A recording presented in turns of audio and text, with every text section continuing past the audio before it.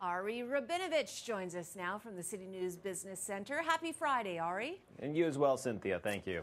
So the concert industry has bounced back in a big way since the pandemic, and one company is really profiting on that.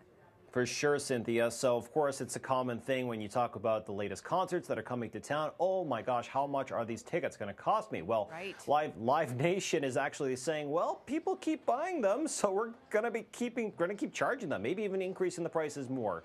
But one thing's for sure, in the last quarter, Live Nation had a blowout one with 44% higher concert revenue, which includes, of course, ticket sales. So demand continues to surge with big-name acts, including the likes of Taylor Swift, of course, which saw record sales for concert tickets. And the company says that with names coming out soon like Usher, Justin Timberlake, Jennifer Lopez, it's going to probably drive up sales even more this year, although if it is any pent-up pandemic demand, so to speak, that could taper off in the long term.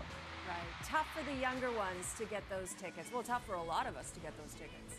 For sure, and what you're willing to sacrifice just to get a day with your favorite artist. That's true. Okay, a U.S. spacecraft, I love this, has landed on the moon for the first time in more than 50 years.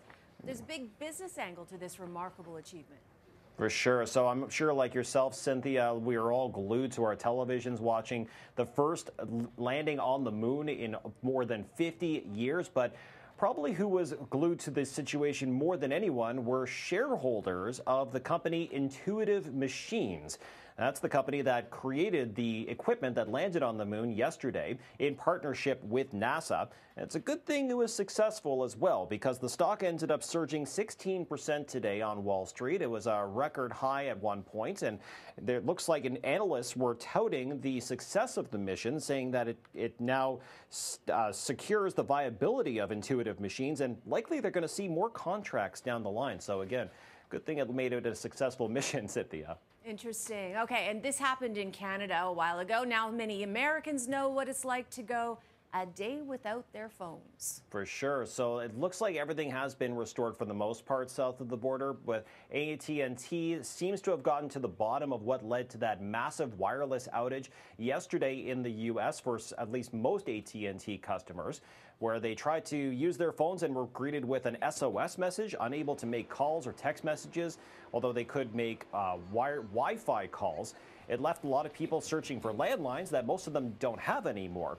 So AT&T says a day later that it was caused by errors in their attempts to expand wireless coverage, and that there were no indications of a cyber attack, but the FBI was investigating and still is investigating, Cynthia.